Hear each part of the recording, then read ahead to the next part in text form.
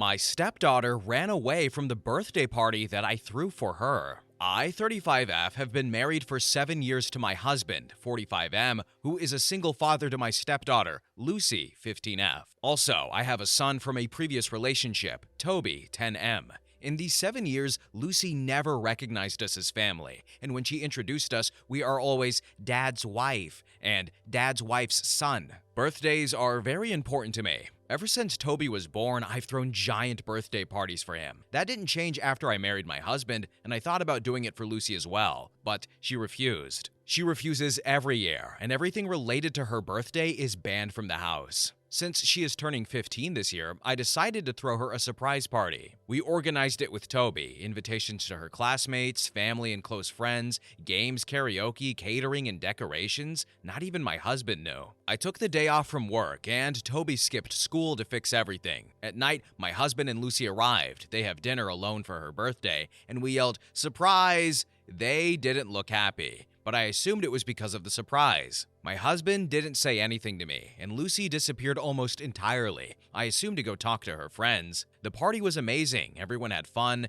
the games were all a hit, and overall I had a great time. When bringing the cake to sing happy birthday, I called for Lucy, but she wasn't in the party. We looked for her around the house, but she wasn't there, and neither was my husband. After half an hour of trying to call them both on their cell phones, the mood got ruined and everyone left. The two returned after midnight and didn't feel guilty about leaving. I immediately asked them why they left. Lucy didn't say anything and went to her bedroom, and my husband told me to calm down. He explained that Lucy wasn't feeling well, so they went to the beach. I scolded him for not telling me, but he just shrugged and said, "You were too busy enjoying the party to notice," and went to sleep. I don't understand why they both disrespected me like that. I invested a lot of time and money in the party, and they haven't even apologized for leaving. It's been 3 days, and the two act as if nothing happened. When I try to talk about it, Lucy looks at me like I'm crazy, and my husband doesn't call her out on it. I'm tired of her indifference. I threatened my husband to take Toby and leave if they didn't open up about it, but he, surprise, shrugged and told me to calm down.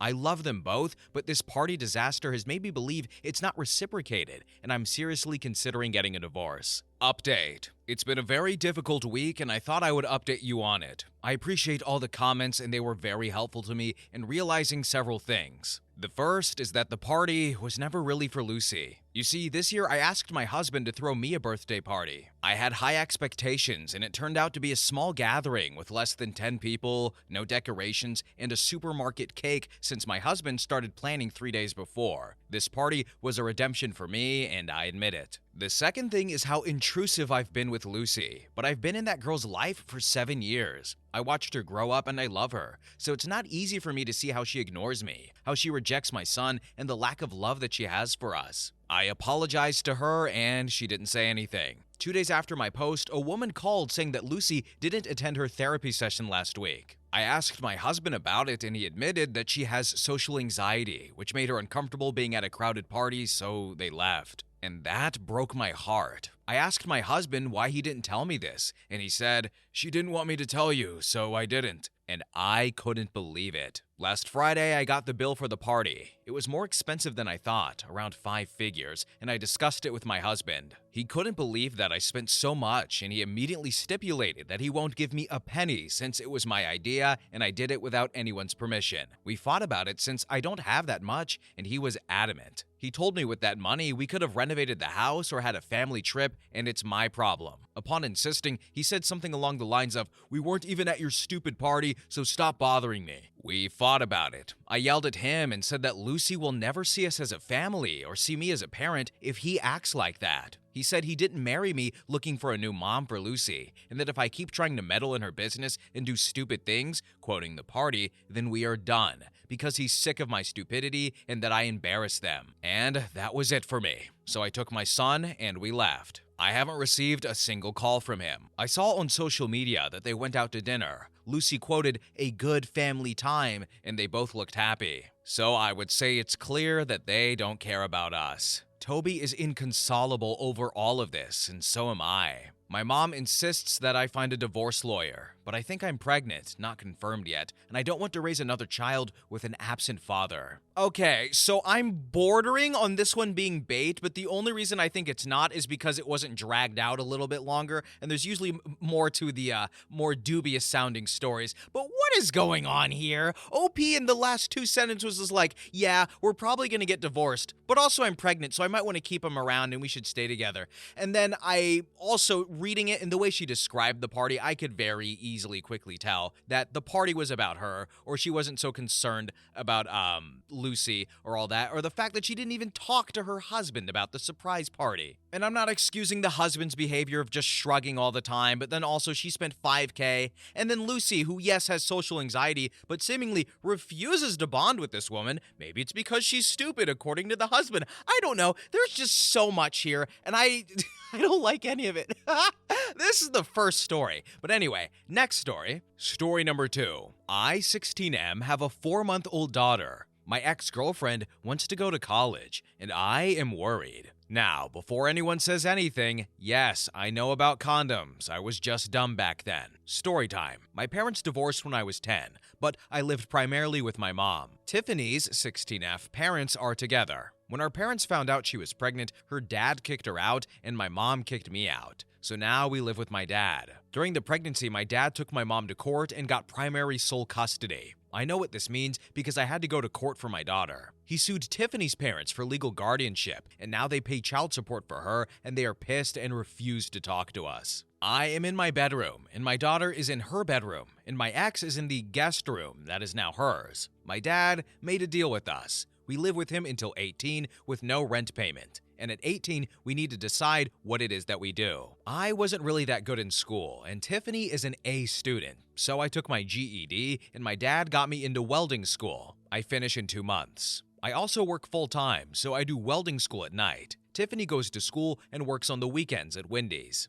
This whole thing is a huge ordeal. We literally have no life. My dad helps, but not that much because he feels it is our responsibility, which I agree, but still sucks. I work 6 a.m. to 3 p.m. at a warehouse and go to school from 6 p.m. to 10 p.m. Tiffany is home by 2:30 and picks up our daughter from daycare. We help each other a lot, and then I head off to school and she stays with her at home until I get home and do it all over again day after day. When our daughter was born, my dad made us go to court. We have 50-50 custody, and I don't pay child support because she still lives with us. Because I work full-time, I can get health care for my daughter and myself, and that sucks because it costs me $300 a month, and daycare is $400 a week. Literally, Tiffany works just so that we can pay for daycare, and I pay for everything else. When we are short for cash, my dad will help because he sees that we are trying. My dad has been our rock. When we are tired and exhausted, he will step in and give us a break here and there, but he makes sure we have everything we need and keeps us motivated. Tiffany wants to apply to college soon, and I am worried because I don't want to keep living with her, and I don't think I can keep our daughter full-time as a welder working 12-hour shifts. But she says she will start at community college and at work, but wants to stay with us living together since it's easier. Since I will be working, and it will be best for us to stay with my dad. But my dad said at 18 that we have to pay rent. She doesn't mind, but I don't want to keep living with her because we aren't together. I am unsure how to tell her this. My dad thinks she should stay with us as long as she is a full-time student to finish her degree, because I am already getting my career. I just feel that all of this is unfair because the burden is on me. I guess I am ranting because I am scared and unsure of what all this means. Edit. I guess my thing about her living with us is that we are more like siblings now. We get along and joke and stuff, but since she is my ex, I feel weirded out by it. Maybe I need to take a breather since everyone is saying it's a good thing. Also, I needed to hear it from other people and not just my dad, and he is pretty solid, and I should thank him maybe, or take him for dinner or something. Edit number 2. My dad isn't kicking us out at 18, but he wants us to be realistic to the world and pay bills. The money he gets from Tiffany's parents, he just gives it to her. She is saving up money for a car and uses other money for her specific foods and clothes. Before I became a dad, my dad always wanted me to live with him at 18 and figure out what to do and stay with him and save money to buy a house. When he found out I was going to be a dad, he wasn't mad but disappointed and said everything has to change. He is also paying for my welding school of $20,000, and he bought me my car, but I do have to pay my own insurance. He does help as long as he sees that we are trying and not being lazy. When school recently started, he took my daughter to daycare every morning and helped Tiffany with a routine to get school work done. Final edit. I have to get to class now. Tiffany wants to be a nurse or PA, but the college told her nursing is hard to get into, and it's best to have a high school diploma, which is why she is still in high school and working the weekends. But someone mentioned a dual thing for community college, and we will look into that. So we couldn't get daycare assistance because we are minors and they used my dad's salary. The funny thing is, I can't open a checking account for myself because I am a minor,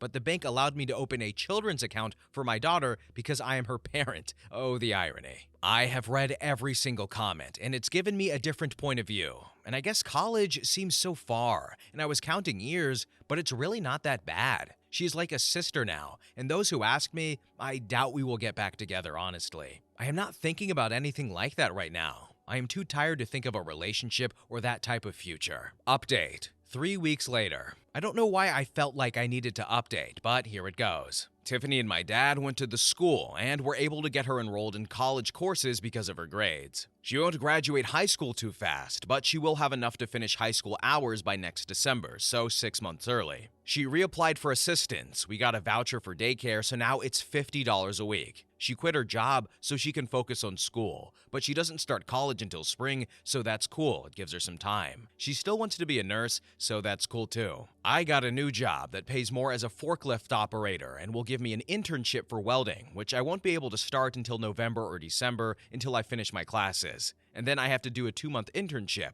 but they are paying me really good. I started Monday. My dad and I had a long talk about my fears, and he reassured me that it is okay to be scared, but we have a game plan. He is fixing up the basement to make 2 bedrooms and a living room, like a little apartment, because he said Tiffany and I will need space as we grow. He wants me to buy the house when I'm 18 like he did with his parents, and he will help me pay it as long as Tiff gets to stay until she finishes college, and let her make her own choice. We all agreed this is the best option, and we are really much happier now. I guess I just needed to let it out. Tiff and I are great, and while being parents is hard, it's been good now that we feel a bit more secure. My mom and Tiff's parents still haven't spoken to us because we aren't married, which does make me sad, but it's okay, we have my dad. Tiff's grandparents bought her a car and said that's all they can do for her and not to contact them again until we are married. The car needs some work, but I am going to pay for it to fix it up. It needs brakes, suspension, and some regular maintenance. My dad finally told me what all happened, and I don't know, but it made me open my eyes to all of this. My dad met my mom in high school too, and they were together and got caught kissing. Since my mom's family are Baptists, they forced my dad to marry her. I didn't know in Missouri parents can kick their kids out at 15, which is why my dad has been so protective. They were going to marry Tiff and I because she was pregnant, and when my dad stepped in, they couldn't do it. My mom and Tiff's dad went and got a license for all of us, and were going to marry us in their church. I guess I wouldn't have minded Tiff, but I would rather do it later. But yeah, that's why they aren't talking to us. My dad did say that if it happened, he would have helped us get it annulled, but we have no intentions of speaking to them right now. He explained that Tiffany is stuck, and while I might be afraid, she is even more afraid because she has no one, and I need to reassure her we are here for her as family. I guess I couldn't see it that way, and it's good that I spoke to him. I hugged my dad, and I've been hugging him every day now, and it's nice it's made us closer. All of this information made me pretty sad and grateful at the same time, and it helped Tiff and I really start talking more. Like we talked, but we didn't talk, and I didn't know she was scared too. We are now doing days for us to just be kids, as my dad says. So we both hang out with our friends who still talk to us at least once a week. And Tiff and I do a lot of stuff on the weekends now that she doesn't work. Like taking Jelly to the park and going for walks, and we did a pumpkin patch. Jelly seems to be happier too, and Tiff doesn't seem as tired anymore. Anyways, thanks everyone for the help, tips, and encouragement. I doubt I will update again, and I will just lurk for parenting advice.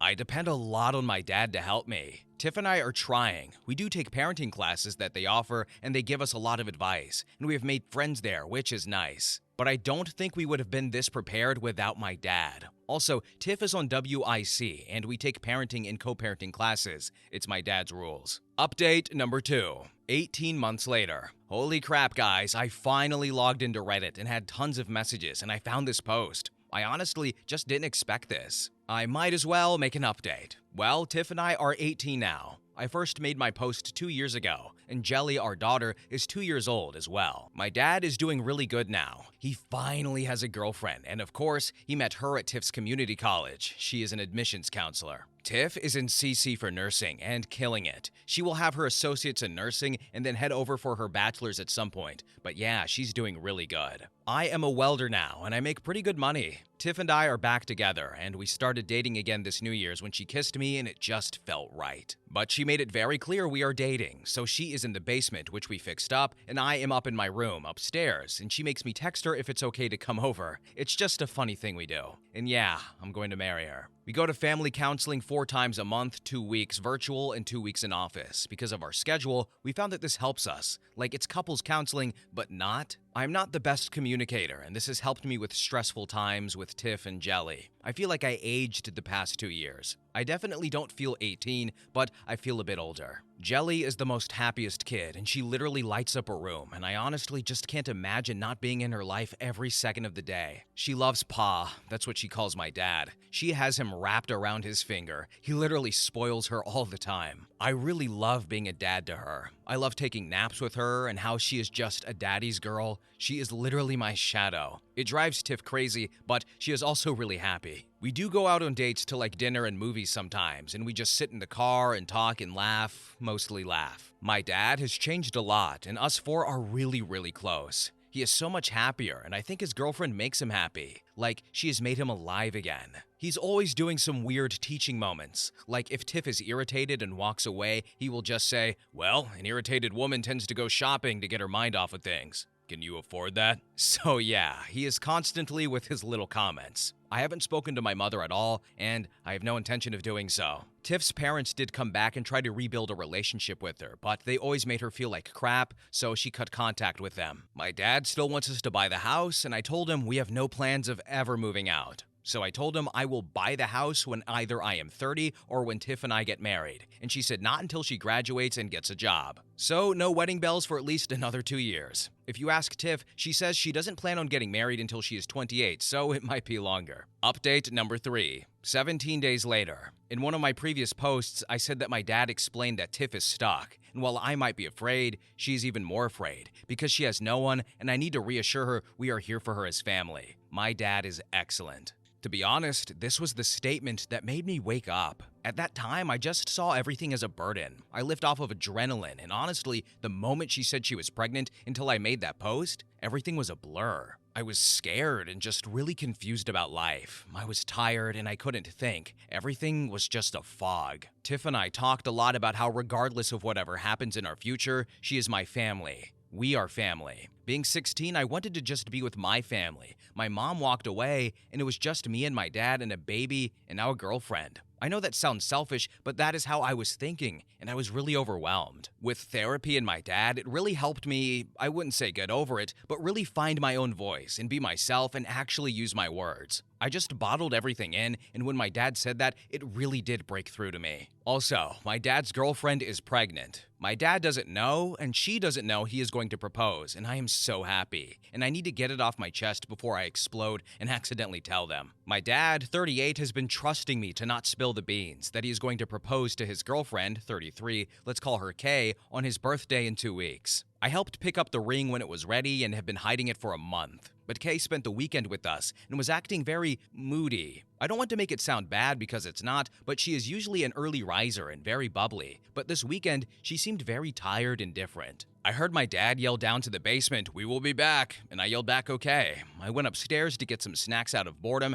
and went into the guest bathroom, not thinking about anything and the door being closed. And she was there, staring at a pregnancy test. We locked eyes and I immediately shut the door. I waited for her to come out or say something, but then I heard her crying and I knocked and opened the door and she looked at me and said she's pregnant and started sobbing. My first reaction was to yell for joy, and then reality hit. I am 18 and my dad will be starting over, and I have a daughter, and my dad is a grandpa already. She asked me to keep it a secret, and she believes she is about 9 weeks pregnant. She would have to check, but yeah, I'm finally going to be a big brother. I can't tell him, and I can't tell her of the all-around great news. I told her to wait until his birthday because he would love it. I know my dad. He's going to be ecstatic, probably scared, but definitely excited. My dad has helped me become a pretty good father and even a good partner to my girlfriend. He's an awesome dad and grandpa. Now we both get to be dads together. I can't wait to tell him. But yeah, sorry. I had to get this off my chest. I can't tell my girlfriend, my dad, or my future stepmom. Oh my goodness. Edit. Let's clear the air, everybody. She is happy to be pregnant and overwhelmed. She was sobbing because she didn't think it could happen because she was with her ex for 6 years and never got pregnant. Also, yes, I am 18, almost 19 with a 2.5-year-old daughter, and my girlfriend and I live in the basement of my dad's house. Update. I survived dinner and Kay brought up a baby, and my dad laughed saying, "Oh man, that would be awesome, but it's not in our cards." This is because Kay believed she couldn't have babies, and mentioned maybe adoption or grandkids. Side note, he will have to wait a long time for more grandkids. I learned my lesson. We discussed my dad's birthday, and Kay's mom is going to make his favorite dish, enchiladas, and it's going to be at the house after we convinced my dad to have a small party with Kay's parents and siblings, us and a few of his close friends. She thinks she is going to surprise him, and he is thinking he won by having her family here. I feel like this is going so well, and I will update everyone when it happens, but I do appreciate the forum to express myself. Update. 2 weeks later. The past 2 weeks has been hell to keep all of this in and not accidentally tell anyone anything, but this is how it all went down. It took me a while to make this update because I have been in my feels. Monday, my dad tried to sleep in like usual, but my daughter was not having it, so we made him breakfast in bed and they watched Disney movies and danced until 11 a.m. The rest of the day, I spent cleaning the house and preparing for everyone. My girlfriend Tiff went to go pick up Kay's parents at 3:30 and were at the house by 4. Kay showed up around 4:30. Just some info, Kay's parents are older and live with her at her house, so they can save their money from working to retire faster and possibly spend the winters in warmer climates and summers here with Kay. Dinner was amazing, and we all had a great time, and Jelly was definitely stealing the spotlight, trying to help blow out Pa's candles, but he didn't mind so much. The whole time, my heart was racing, and I was trying to figure out how to help my dad propose and help Kay tell him. So the way it happened was that my dad put the engagement ring in a gift bag to make it look like it was a gift to him, and he had planned on opening it last to surprise her. She planned on her gift having the ultrasound picture last to surprise him. As you see, this wasn't working because they were both adamant on which gift being last. Again, I am struggling trying to middleman because he wasn't listening and I didn't want her to get upset. So finally, we convinced him to open Kay's present before his. Arguing with the birthday boy was giving me dirty looks from everyone, and Tiff ended up elbowing me in the ribs to cut it out. I was stressed. So my dad opens Kay's gift, and I see the ultrasound in a frame, but he didn't look at the name or anything, just the ultrasound, and he stared me down, and then looked at Tiff and yelled, "You're pregnant? I'm having another grandbaby?" Literally, he yelled it so loud. Everyone yelled, "Congrats!" And then Tiff yelled back, "F no." The look of confusion on everyone's face, and Kay over there snort laughing, and she said, "No, I'm pregnant." My dad just blank-faced stared at her for what felt like an eternity, which was really like 10 seconds. And then he asked, "Are you sure?" She said yes and showed her name on the ultrasound. And that's when my dad just started crying and hugging her. He was so happy and his hands were shaking. And he was hugging everyone, saying he was going to be a dad again. I nudged him and he quickly ran to get his gift. And then he got on one knee and proposed. Now everyone is crying. Kay said yes, and honestly, we probably could have cured some land drought with all the tears in the room. Kay's mom almost had a heart attack, and her dad couldn't stop hugging Kay and my dad. Tiff was surprised I kept this for so long and didn't even tell her. I did ask for them to not stress me out like this again if they planned a gender reveal, and to just give it to someone else. The stress from all of this literally made me nauseous. Continuing, here is where I am in my feels and why it took a while for me to write this. When my girlfriend was pregnant, I didn't have that sense of joy and happiness and feeling like my dad did. He is so excited, and now he is engaged, and you can just see and feel it all over him. He won't stop touching Kay's stomach and kissing her. When Tiff told me she was pregnant, I was scared and wanted to run. I love my daughter, and she is so awesome, but even going to the doctor appointments, Tiff and I would cry after because how real it was, and we weren't happy. I wouldn't change any of it, but some part of me feels robbed. Obviously, this is our own fault, but that doesn't take away the feeling. Then the other portion of reality hit. Kay has her own house, her own family. My dad has us, but I have my own family now, and this will change everything. When is he going to move in with her? Do I take over the mortgage payments? I planned on building my credit to get approved, but I thought I had time. But it seems like time was yesterday. And also, what about my family now? Tiff doesn't want to get married out of need, but want. But what happens if something happens to me? Where will they go? Where will they go? Where will my daughter live? How do I secure their future like my dad did for me? Anyway, I hope this was the update everyone was looking for. I just want to thank everyone for giving me strength to hold on to this secret. When I felt like I was going to explode, I would just come back and read the comments. Now, here are some relevant comments. User 1 said, "Congratulations, I've been following your story for a while and I am so happy it all worked out. Regarding your feels, I totally understand where you're coming from, but please don't feel bad. You and your father are at completely different stages in life, and you couldn't help your feelings at the time of Tiff's pregnancy. We can't change the past, only the future. And I know your head is swimming with anxiety, but your dad has proven how much he cares about you and your family, so I know it will all work out. The only constant in life is change, but you are surrounded by good people who will get you through it. Good luck to you." Yeah, I know. I definitely don't want to take away from their happiness, so I haven't brought it up. It's just racing thoughts and all that. My dad is a great dad. Then user 2 commented and said, "Firstly, huge congrats to your dad and all of you. Couldn't think of a better family for this little one to be born into. Secondly, do not forget what you already have overcome. You had all these worries with a teen pregnancy, and look at you today. As a loving family unit, you will work it out together. Your dad and Kay would never abandon you. You're in a better position now than you were ever before. And you're not alone. I promise everybody worries about the future and making ends meet, but it's not all on your shoulders. Remember, you've learned from therapy too, about sharing your thoughts and communicating well. Deep breath. You're doing amazingly well. I can't even begin to convey how proud I feel for an internet stranger. I think you and your dad and whole family, and Jelly most of all, give us all the feels." You are right. I just worry in general, and I feel like I should just handle it.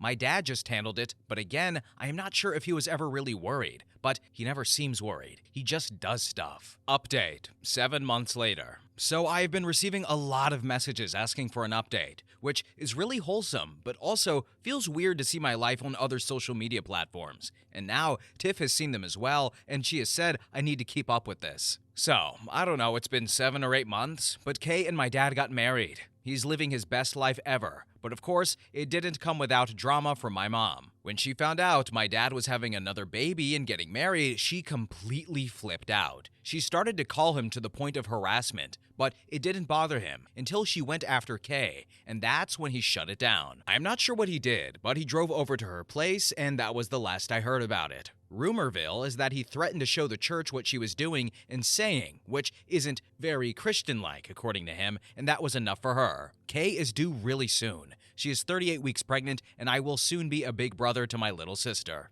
On the other front, Tiff is kicking school's ass. She has been taking 5 classes a semester on a fast track for an ADN. If she keeps up this pace without burning herself out, she should be done by early next year. After that, she is going to take a gap year before pursuing her BSN, and in hopes that she can do it online and have the hospital do some type of tuition reimbursement so we don't have to pay out of pocket anymore. Continuing, Jelly is doing great and will start pre-K this fall. But we are nervous since she has always been home with us and has been taking care of us that the idea of her being somewhere else and us not having full access to her is really scary. Work has been really great and I have made some really good friends there, and I have been considering going into the welders union for the benefits and future pension. My job though doesn't want me to join the union and has offered to pay me more money to not join, which to me screams red flag. As for my dad, he moved in with Kay and her parents. I have been paying half of the mortgage and the house bills. The goal is for me to buy the house for my dad in the next few years to relieve him of the burden of taking care of housing me and my family. Meanwhile, therapy is going great. We moved our couples/family therapy to once a month because during my individual therapy, my therapist asked me to be evaluated for ADHD and depression, which, come to find out, I do have ADHD, which makes a lot of sense, especially when it comes to school and all of my racing thoughts. I am now medicated and it's like my brain is awake. I have less outbursts, I'm not as easily overwhelmed to the point of anxiety, and it's really helped Tiff and I a lot. It's easier for me to articulate my emotions now and not have them just fester and create chaos in my brain.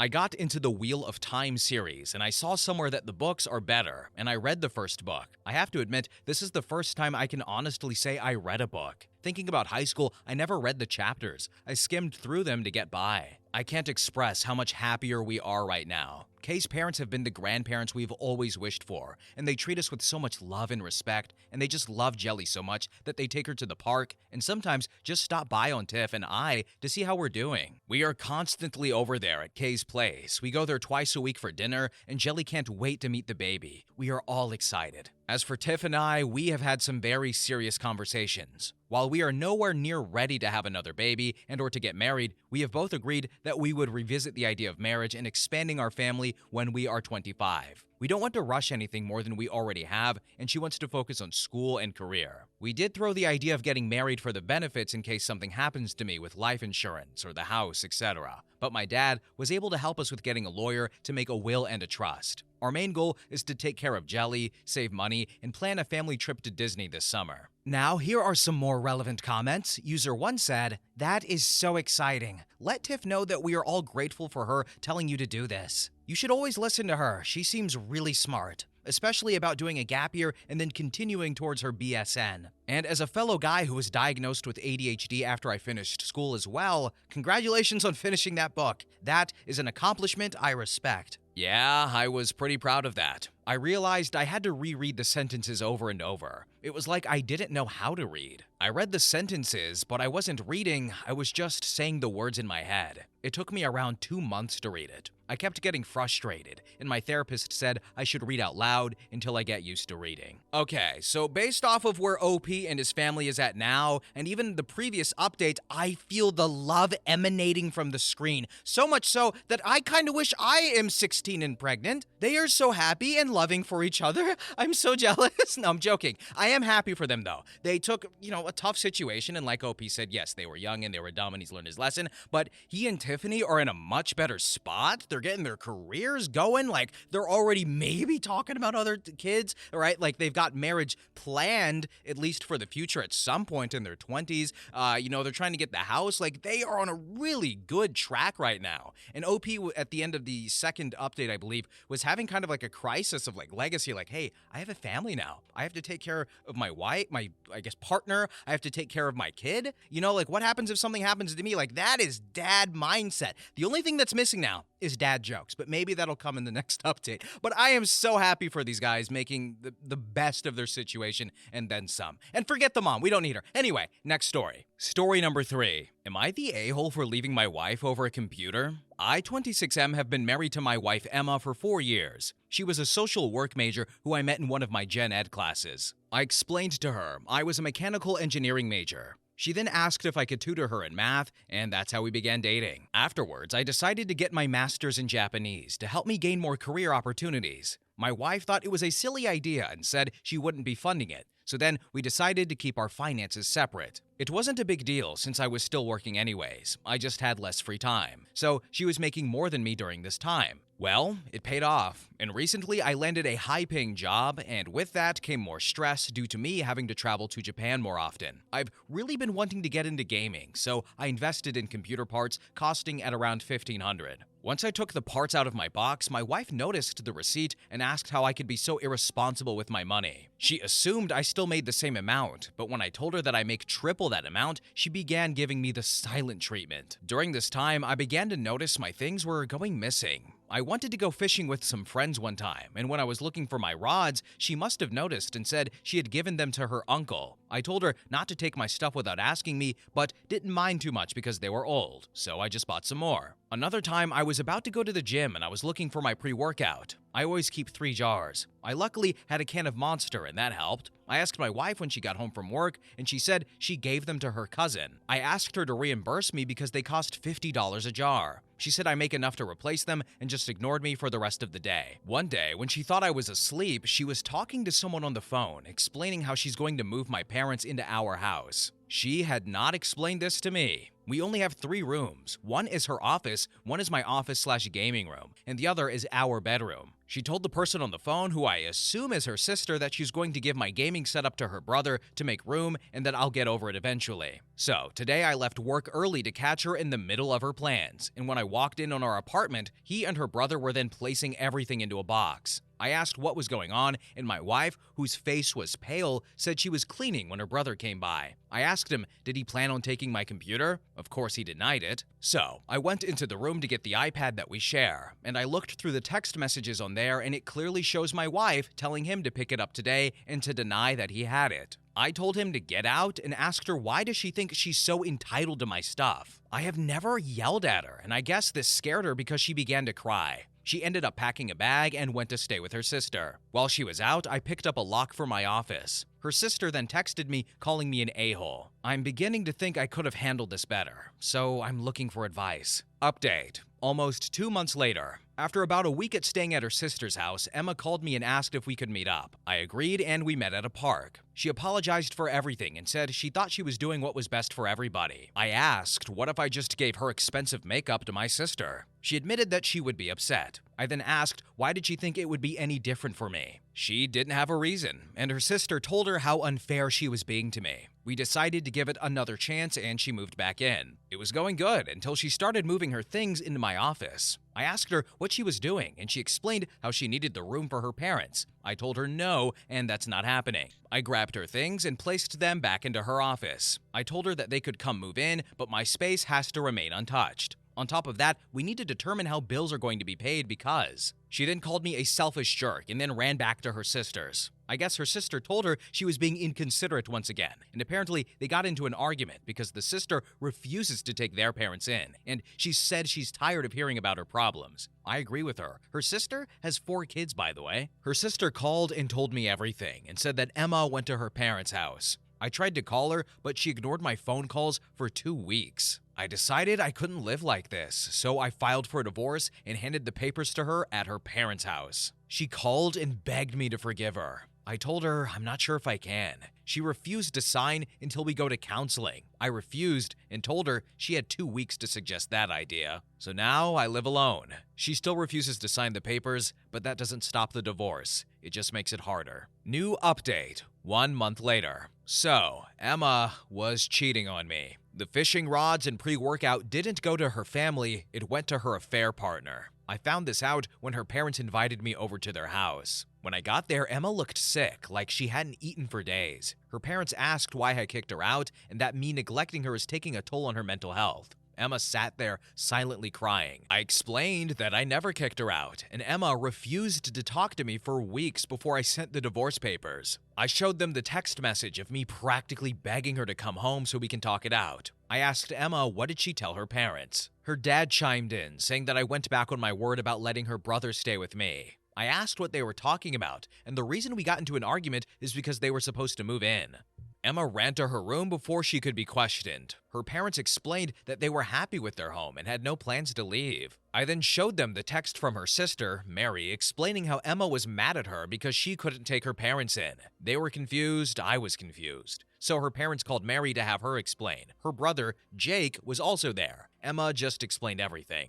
Emma was cheating on me. Jake caught her and kinda blackmailed her. So he was a freshman in high school, and we live in a better district where basketball recruiting is more likely to happen. Emma thought I would be more inclined to say yes if I thought it was her parents moving in. Emma's parents called her downstairs immediately. She was listening and began telling her side. Her affair partner's wife found out, so he thought that the relationship was over because she kicked him out of the house. He also convinced Emma to quit her job because he got an opportunity in a different state, but he was secretly meeting with his wife and they got back together. He hadn't put in his 2 weeks yet, so his life essentially resumed normally. Emma, on the other hand, didn't even put in her 2 weeks and just stopped showing up, so she was fired. And when her affair partner told her it's over, she went into a depression and tried to call me so we can go to counseling. I told her it's over and asked that she sign the paperwork so the divorce can go smoothly. She begged for another chance, but I just left her crying. Her parents informed me that night that Emma was in the hospital for an OD of pills. I just ignored it. Her dad is asking that I come visit to show that I care. I texted back, I don't care. So I don't know what to do. The moment I found out about the affair, I fell out of love, but I feel cruel not going to visit her.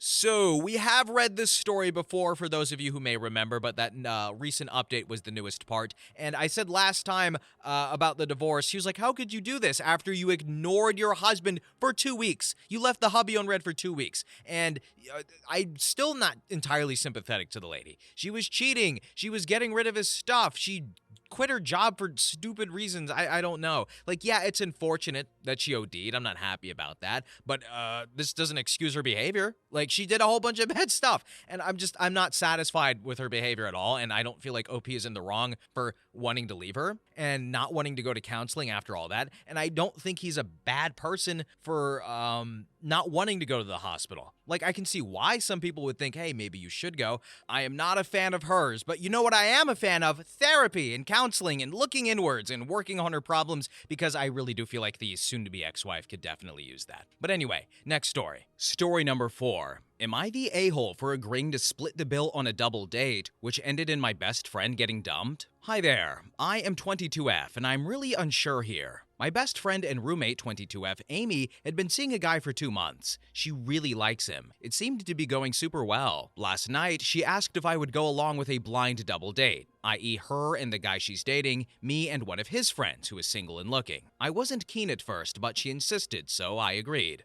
We got to the restaurant, just a nice place in our area, and things seemed to be going fine. The friend she was setting me up with was cool, but I really am not looking right now and didn't feel any kind of spark. We get to the end of the dinner, and the bill comes. Amy chimes in and says, "Don't worry, our men have got this." To which I say back, no, I don't mind.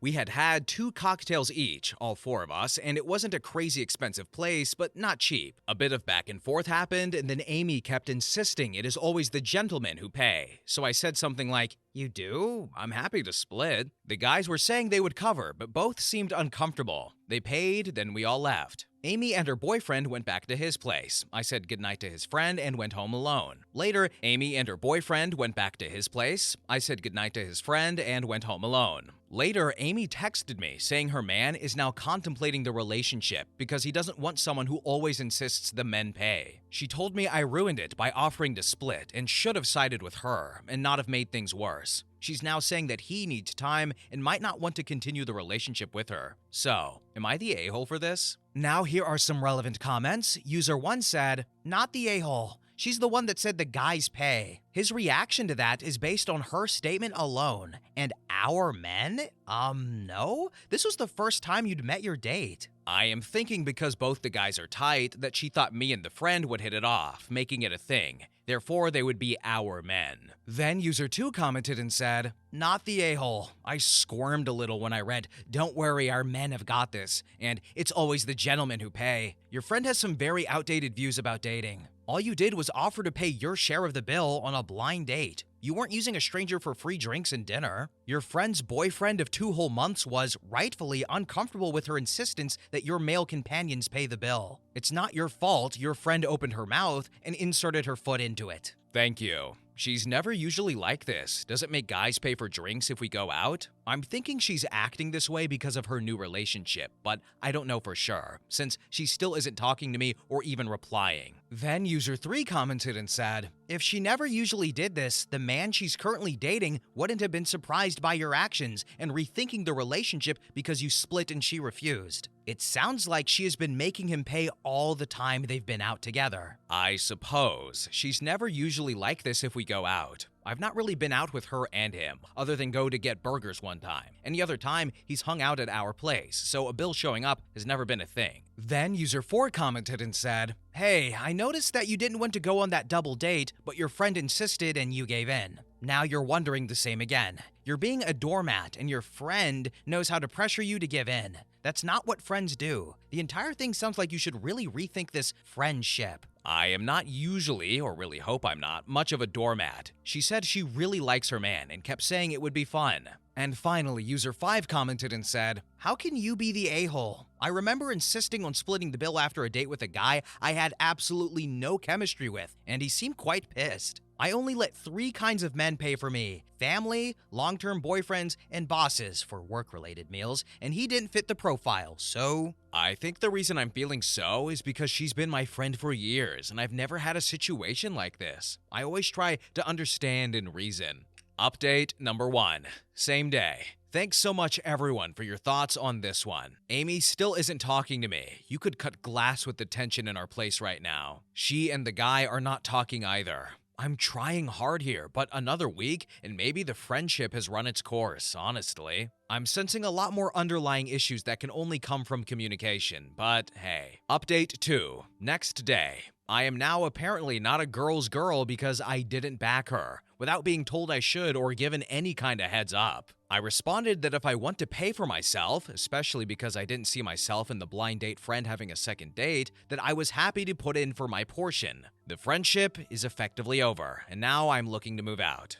Update number 3. 1 day later. Amy is now trying to apologize because she can't afford the rent on her own or get someone else to move in on such short notice. I feel horrible, but know I need to be around supportive people. Thanks again to everyone. Story number 5. Am I the a-hole for refusing a coworker's gift of used housewares? So, I-30F recently eloped with my boyfriend, well, now husband, 39M. We purchased a home on the lake in a new subdivision, and it is truly our dream home. We had closed on our house about a month prior to the elopement, so we had already moved our belongings in and purchased everything else that we needed, and sold any other belongings that we had in each of our apartments, since the leases were up or almost up. Once some of my coworkers found out we had eloped, they wanted to throw me a shower. I politely told them I was perfectly fine with having a little party to celebrate, but no gifts. When asked why no gifts, I told them honestly, I didn't need anything. Typically, in my area, when a wedding shower or housewarming party is thrown, people gift toasters or sets of dishes, etc. Our home is furnished.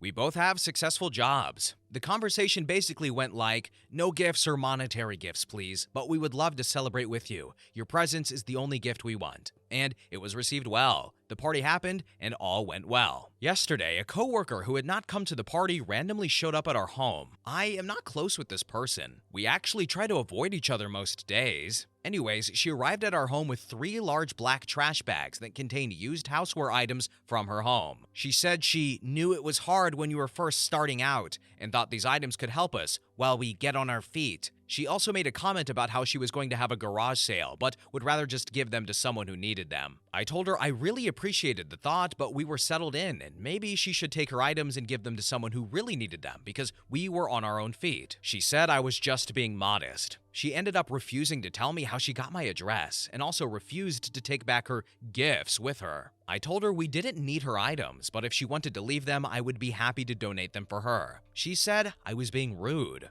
She did leave the bags though, and I am taking them to a local consignment store that sells items and uses the money to help survivors of abuse. Now here are some relevant comments. User 1 said, not the a-hole. How did she get your address, by the way? That's the worrying thing for me. She knew what she was doing was BS, or she would have given it to you at work. It's worth finding out if she misused company resources to find your new address, in case you need to start a thing with HR. I have thought about it. I think the fact that we are not friends and mutually do not care for one another is the concerning part for me. Had it been a friend, they would have asked for the address, or it would have already been given to them. But a random person from work that I dislike randomly showing up? No thank you. I am scheduling a meeting with HR first thing tomorrow morning. Then user 2 commented and said, okay, so this is 100% my paranoia and predilection for reading fiction talking, but don't keep anything that was given to you. It is extremely unlikely, but what if there was a monitoring, recording, or tracking device in there? Update. Next day.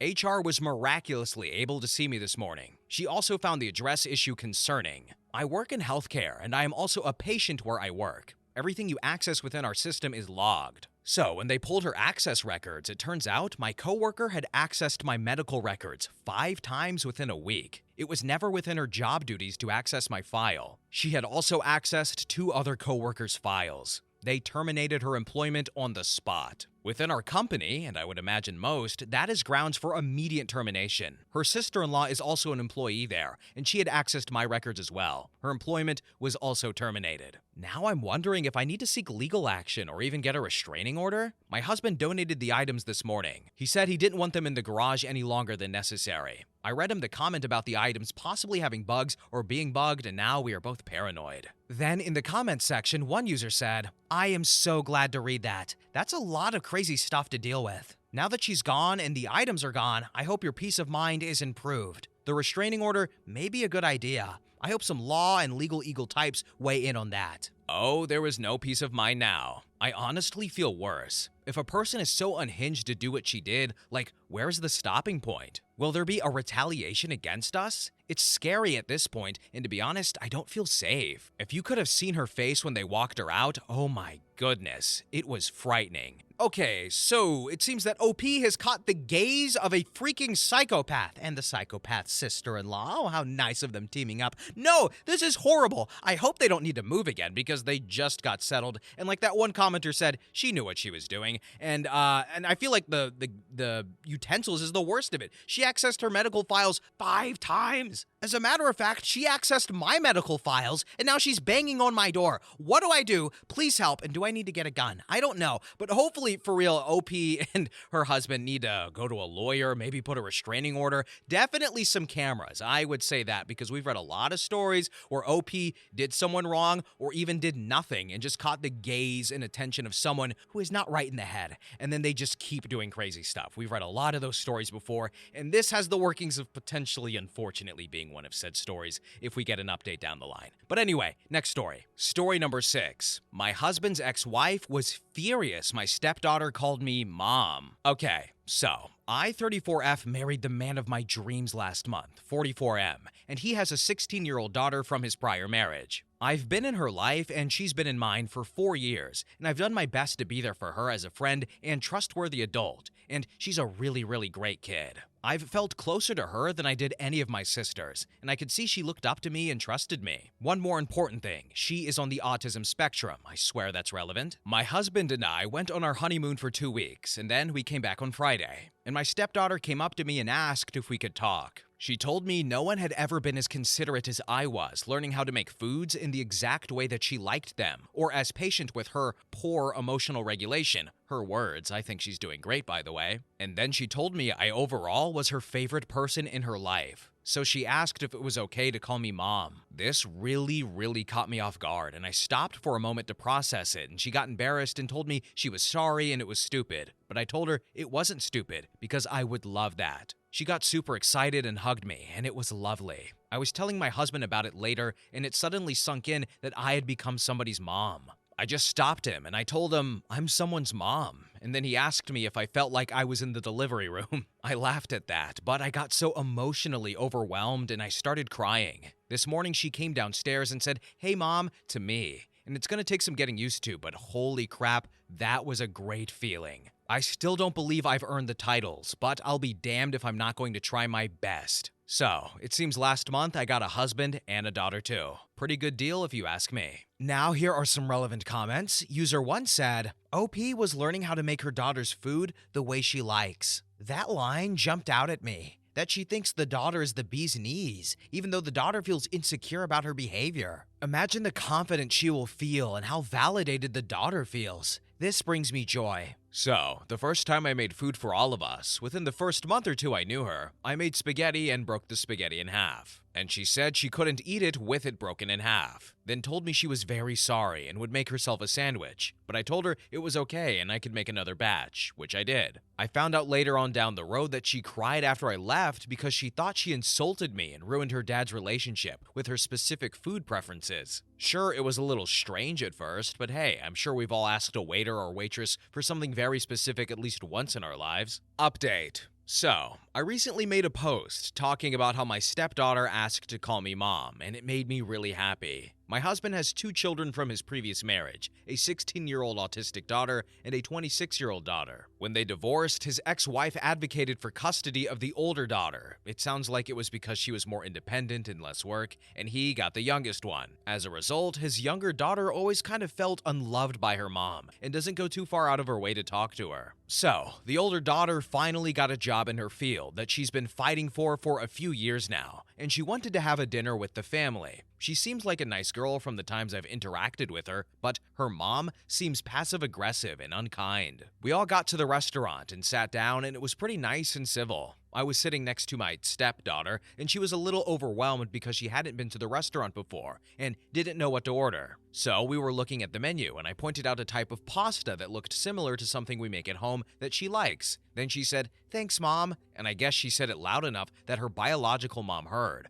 because she literally stopped everything and asked, "What did you just say?" My husband and I tried to defuse the situation, but she was very agitated by it and actually asked why she did it. Then their older daughter stepped in and asked if she could tell her mom about her new job, and that got her to move on finally. My stepdaughter didn't say much for the rest of the evening, but on the way home she tried to apologize for ruining the evening, to which we told her she didn't. Then, if this wasn't bad enough, both she and my husband received a 4-paragraph long message talking about how disrespectful and egregious it was that she called another woman mom, and how she was very disturbed by it. My husband is just in disbelief and feels horrible for our daughter. He went to talk to her and she didn't say much, but she clearly thinks this is all her fault. If anything, it's my fault for not discussing it with my husband on how she should refer to me at the dinner table and then discussing it with her beforehand. I just hate that this woman is upsetting her so much, and I see why my husband divorced her. Thank you for reading. Now here are some more relevant comments. User 1 said, "OP, does the ex spend time with her autistic daughter at all? If not, I'm not sure why she'd be surprised. She sees her on holidays and family gatherings, but that's it really. Apparently, her mother is entitled to that respect for just existing." Then user 2 commented and said, "I know it's not the same thing, but I was called mom at work. I don't have children, but apparently I exude mothership.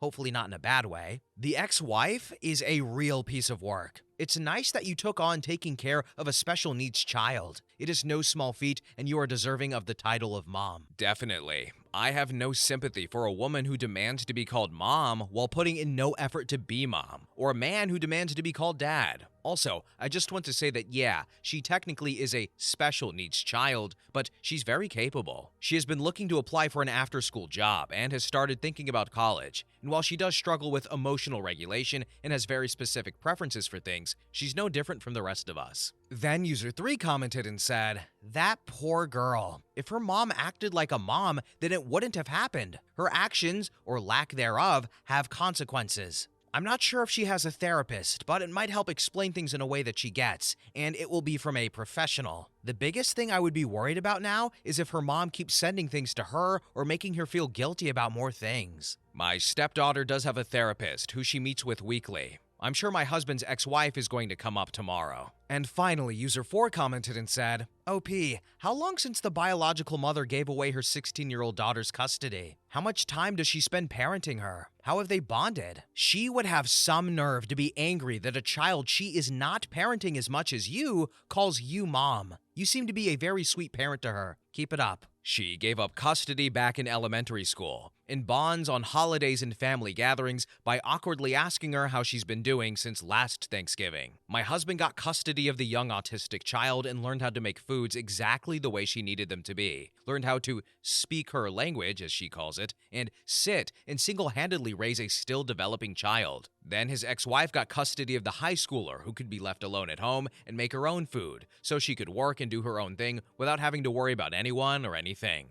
Update. So, the day after the incident, my stepdaughter came over to me and told me her older sister texted her and asked if she could read the text out loud. I just nodded and said definitely, but on the inside my eyes rolled to the back of my head like, Jesus Christ, here we go. However, her sister sent her a very, very lovely and thoughtful message saying she felt bad about what happened the night before and was sorry the two of them haven't been talking much lately, and asked if she wanted to try and be sisters again. Then she asked her what movies that she has seen lately, and movies is her special interest, so that means a lot that she asked. Not gonna lie, I was caught off guard by her sincerity and kindness. It was very, very sweet. Then later that day, I got a text message from her older sister, whom I assume got my number from the younger stepdaughter, and said she wanted to get to know me better since I am legally her stepmom now and I'm the woman her baby sister is calling mom, she says. So she definitely wanted to try to get to know me better. She also mentioned that she didn't get to celebrate her sister's 16th birthday with her and felt that was a really big deal. and asked if the three of us could get dinner and see a movie. Tonight, the three of us went out and saw a movie and got dinner by ourselves. My younger stepdaughter picked the movie and she loved it, but my older stepdaughter and I didn't get it, but all that matters is that she liked it. Then we sat down and had dinner together and had a very nice time. Then on the way out, my younger stepdaughter asked if she could run into the store next to the restaurant to buy something really quick, in and out, so we said all right. While she was in the store, my older stepdaughter told me she wanted me to know that she misjudged me, and watching the two of us interact both at dinner the other night and tonight, that she completely understands why I am now mom to her. So, all in all, a pretty great night. After I got home, I saw that she sent me a text message related to something we talked about, so it looks like we're going to be talking now. Still got some stuff to work out with her biological mom, but we'll take this as a victory. So anyway, yeah, I just figured I'd share something positive since there's a lot of negativity on Reddit. And with my current situation, I figured I'd share a positive update. Then, in the comment section, one user said, "I read the last post when it happened. I'm so happy about this development. I'm so pleased that your daughter is being supported by her older sister, and your family feels like it grew a bit more. Congrats, and thanks for the wholesome update." Yeah, it made me really happy to hear they were talking again. I left this out in the post, but I remember a few months ago, my younger stepdaughter was trying to tell her sister about a movie that she saw that meant a lot to her, and her older sister was being very sarcastic and snarky about it to get her goat, and she actually started crying. So I think it's great that they're getting along now. New update. Alright, so I've been posting a lot on this subreddit, and this will be the last post I make on this sub specifically. I'll be posting updates on my profile from now on, but I could use the support because I'm a little shaken up about this. So, I've been making posts about how my 16-year-old daughter has been calling me mom, and her biological mom found that out and got pissed off, and has been sending messages to my husband and stepdaughter. I've also been getting to know my older stepdaughter, and it's clearly making my husband's ex-wife more and more unhappy. Tonight, my husband was sleeping, and I was scrolling through Netflix for something to watch as I fell asleep too. But then my phone started buzzing from an unknown number. I picked up, and lo and behold, it was my husband's ex-wife. She was very clearly drunk, so the first thing I did was put her on speaker and grab my husband's phone to record it. She said a bunch of rambly nonsense, but among it she said I don't deserve to be called mom. I don't know my stepdaughter or love her like she does, and that I was a WHO word who was able to lure my husband in with my body since I'm 10 years younger than she is. I didn't really engage, and I was just like, oh yeah, and interesting the whole time. But then she said she deserves full custody of her and was going to get it. This was a little worrying, but my husband has a really good lawyer who's been taking care of it, and I assume that phone call did her no favors. Eventually, I told her I had to go to bed, and then before I hung up, she told me my husband was going to drop me when I got too old, just like he did with her. My husband is still asleep, and I haven't told anyone, but I'm not gonna lie, some of the things she said kinda hurt. I love my husband and trust he's not only dating me for my age, and I love my stepdaughter very much, but hearing someone say those things can be really upsetting. Anyway, I blocked her number and plan to tell my husband about it in the morning. For now, I'm just thankful for my family, and we'll figure it out later. Then in the comment section, OP elaborated on her husband and his ex-wife's marriage and said, "They had issues long before he met me. If I'm being honest, sounds like the younger daughter was a let's have another baby to save our marriage baby. It seems like she's not doing well in life right now, and the fact that her daughters are getting closer to her ex-husband's wife is really effing with her head. And one more thing, I think the fact that I don't have a body that has housed a child like she does also messes with her. I have a close friend who had a baby a few years ago, and she was freaking terrified her husband was going to cheat on her because she didn't think she was sexy anymore. Which was a bold-faced lie, by the way, because her husband still gets thirsty around her to this day. Small update. So, a therapist once told me that I should try journaling, so I guess I'll do it here on my profile. To make a long story short, she found out we recorded the conversation, and that seemed to scare her off a bit. Things have been quiet, so that's good. However, my stepdaughter found out that she's still really upset that she called me mom, and she disclosed something to me. She said she intentionally called me mom within earshot of her biological mom because she has some hurt feelings about her mom, more or less dropping her, and wanted to essentially rub it in her face that someone else picked up the role that she left. She obviously feels really bad about this and didn't realize it was spiraling into something so big, and told me she was so very sorry for doing that. If I'm being honest, I had a feeling that was the case because that doesn't just really happen, but it was good to hear it directly from her. New update. Let's see what happens with this post. So, something happened. Tonight, I got a call from her, and I immediately grabbed my husband's phone again to record it. However, she seemed a bit more modest and asked if we could talk and said that she hoped it was okay that she was calling me. Again, I tried to say as little as possible, but she told me she was sorry that she reacted like that and that she called me names, and she also said that she wanted to be on good terms. I had no idea what to say, so I just kinda brought the conversation to a halt and then told her I had to go. I don't know what to think of that. Obviously, my guard is up because it was such a random and bizarre turn of events, and if the timing was different, I might be less cynical. That being said, part of me is wondering if maybe she's actually trying to make nice. I told my husband, and he's equally as surprised. But we're gonna sleep on it and figure out what to do tomorrow. Not gonna lie, I'm not interested in having a relationship with her. Maybe later on down the road, if she shows a significant improvement in her behavior and self-control, we could talk then. However, right now, I just really don't care, because the things that she has said, done, and caused have cost so much emotional bandwidth, stress, and tears. So yeah, that kinda just fell into our laps. Okay, once again, I'm here to tell you that we have read this story, by the way, kind of recently, I believe, and this had a lot of new updates, so that's why we're hearing it again. But I believe I said last time I understood the mom's reaction to hearing your daughter call another woman mom. It's like a knee-jerk thing. You're like, wait, what? Why did that happen? But from an outsider's perspective, I don't agree with the mother's behavior. You know what I mean? She's not really attentive to her daughter, so OP does deserve to be called mom. I'm just saying that I get why she has this knee-jerk reaction, despite everyone being like, well, she shouldn't be surprised. I'm like, I think she's right to be surprised. She's just wrong to not be the mother and present for her daughter. But as for current events, maybe she's turning a new leaf. I don't know. Like OP said, she's just kind of like, I don't know what to do with that right now. The kind of last thread was the biological mother, and maybe that's taking a positive turn. I don't know. But like OP said, she doesn't really want to have a relationship with her right now, and I don't blame OP for not wanting to have that, because like she said, this woman has caused some stress. But anyway, guys, we are at the end of the video. You know what that means. The video is going to end in a few seconds, but you know what? We will be back soon enough, me or the other narrator, or the third narrator that we're secretly implementing. He's actually an alien from Mars. He doesn't speak English, but it's going to be a fun video. But anyway, thank you all so much for watching, and have a good day. Bye-bye!